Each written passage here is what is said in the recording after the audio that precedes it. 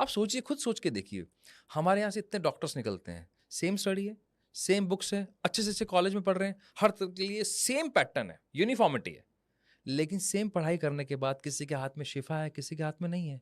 आप इंजेक्शन लगवाने जाते हैं, किसी कहते हैं यार इसका हाथ बहुत हल्का है, वो किसी का हाथ नहीं है। क्यों?